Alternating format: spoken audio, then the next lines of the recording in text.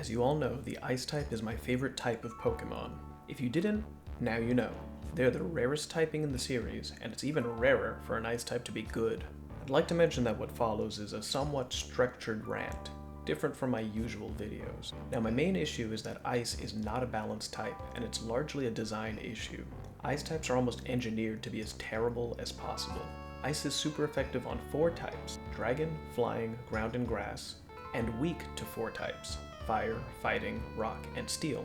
This may sound good on paper, but there are some other factors to consider. Offensively, Ice types have access to Ice moves to hit Pokemon weak to Ice.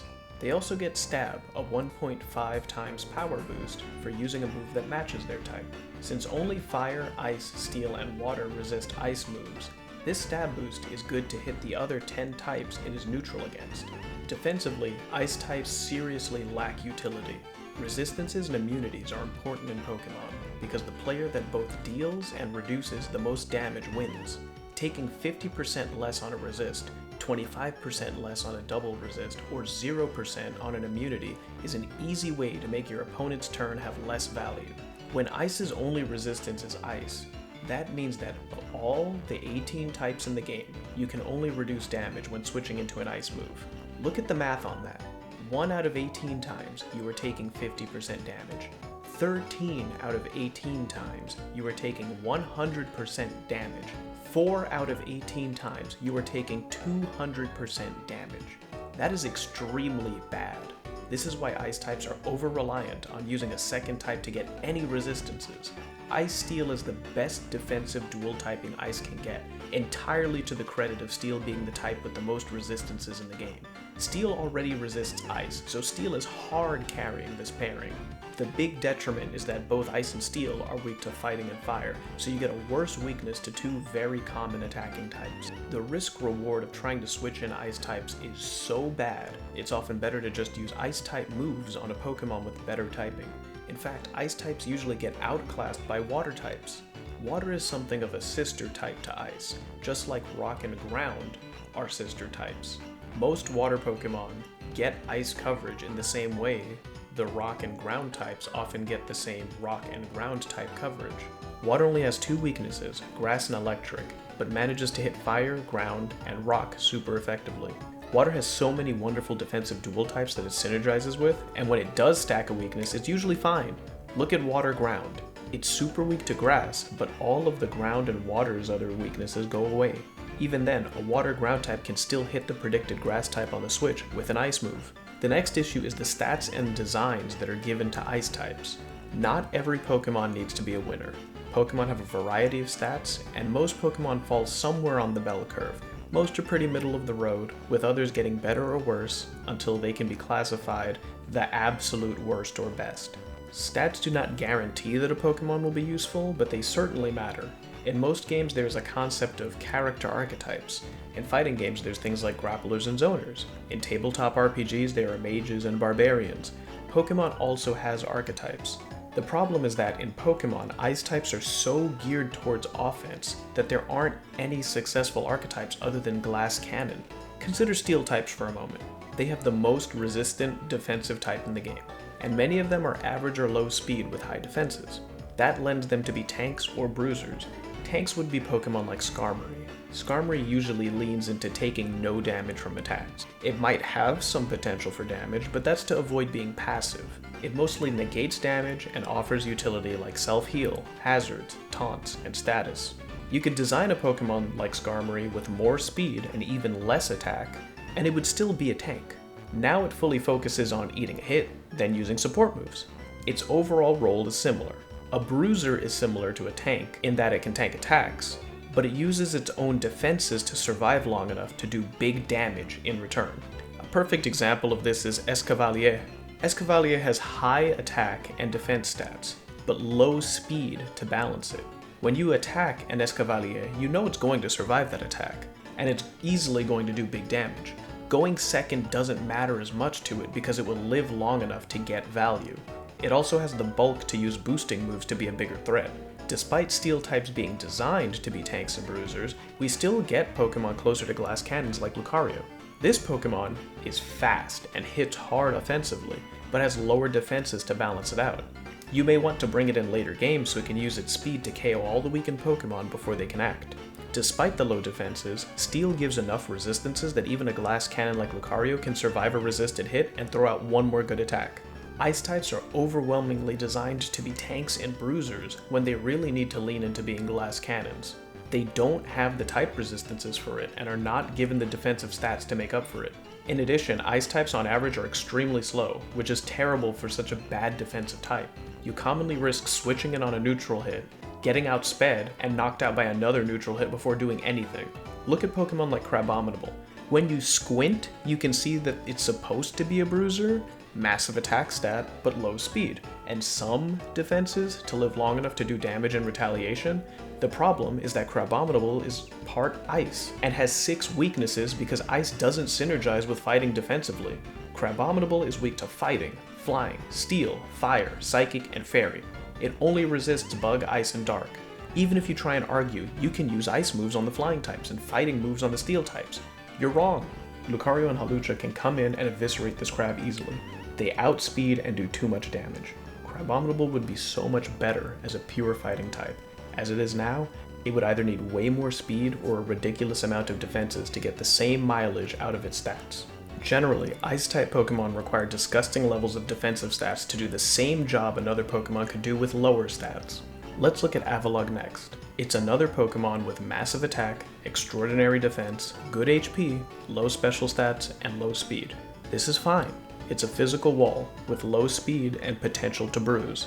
As a pure ice type, it's taking full damage from most types, and double damage from 4 types. This Pokemon could thrive as a bruiser with Assault Vest, with half the defense from just being a steel type. If Avalugg got a steel type Paradox form, it would outclass base Avalugg instantly. If they took the new Iron Table and put 20 to 40 of its defenses into special defense, it would be an amazing bruiser. Overall, the ice type is horribly outclassed and unviable as a tank or a bruiser outside of very rare exceptions in standard play. Now let's talk about good ice types. Ice types are good when their stats, moves, abilities, and dual typings help them be fast and strong or fast and supportive. Let's start with one of my favorite Pokemon, Alolan Ninetales. It's an example of an ice type that doesn't need excessive stats because it has the right stats to do its job.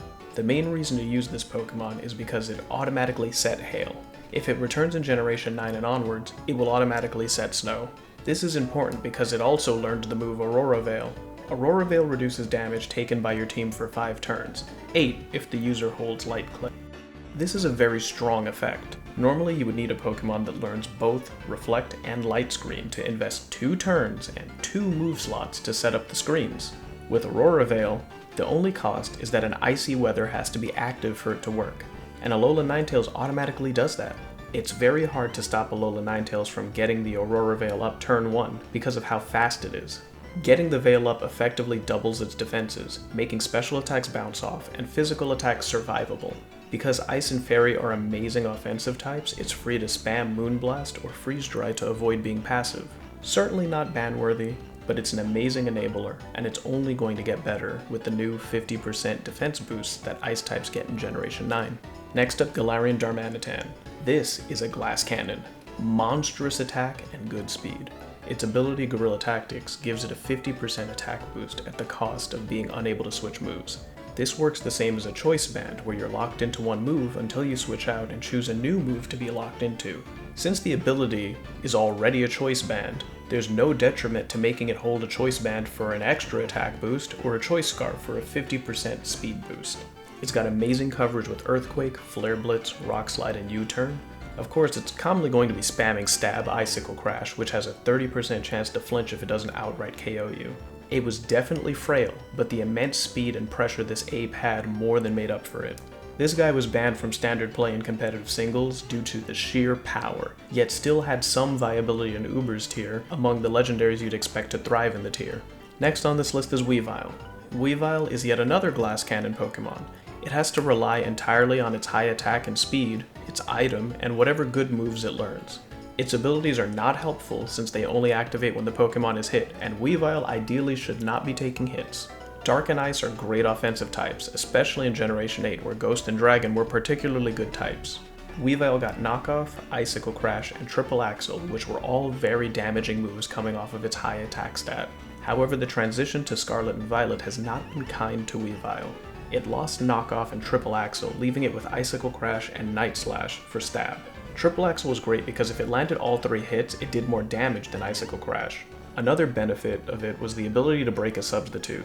When using a single strike attack, any extra damage you do won't overflow past a substitute. Multi-hit moves are great against the substitute because the substitute will break and disappear between multi-hit attacks. Losing Stab Knockoff means that Weavile lost the utility of removing an opponent's items and the 1.5 power boost from knocking off the item. Weavile didn't even get a new ability or a change to its existing abilities. It's completely outclassed now. Say Ni Hao to Chien-Pao, better known as Mega Weavile. Chien-Pao does everything that Weavile wants to do better than Weavile can. It trades 5 base attack for 10 more base speed, but it has better bulk so it can take a hit better. Chien-Pao also gets Crunch, which is stronger than Night Slash, and it has a 20% chance of causing a defense drop, putting more consistent pressure on the opponents. Sacred Sword is great fighting coverage that ignores enemy stat boosts. Chien-Pao not only has a useful ability, but a great ability, Sword of Ruin. The ability reduces the defense of all other Pokémon that don't have this ability by 25%. Extra damage for free from an ability is excellent on a glass cannon like Chien-Pao. The Bundle of Joy, Iron Bundle. Not much to say about this one. It's fast and it hits like an orbital laser strike. It spams Freeze Dry, Hydro Pump, Ice Beam, then Flip Turns Out. It randomly has a high defense stat, which is nice to counteract the mostly physical priority moves you'll use to try and outspeed it. The final Pokemon is a rare example of an Ice-type Bruiser actually working, and this is a 2-for-1.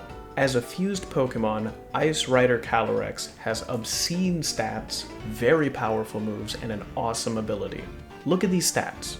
165 base attack is huge, especially when it will mostly be spamming a 130 base power Stab Glacial Lance all game.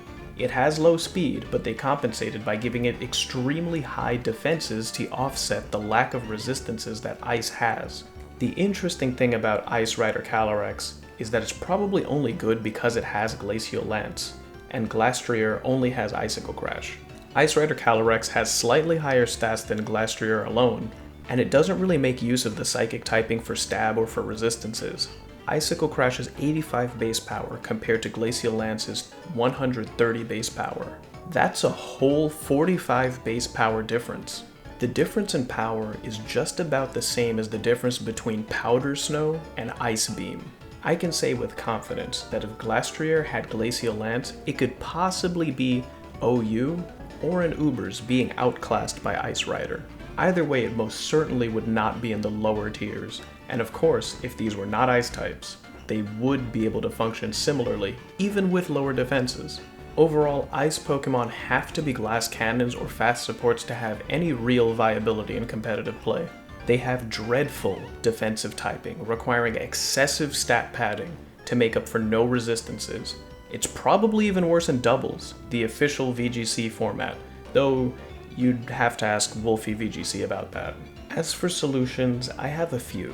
The highest priority solutions would be to give Ice 2 or 3 more resistances. If we can't get more resistances, remove at least one weakness. If for some reason that really can't be done, then stop trying to make these completely garbage Bruiser and Tank Ice types. It doesn't work. I'd like to talk about solutions more in a follow-up video, so look forward to that. That's all I've got. Thanks for coming to my rant.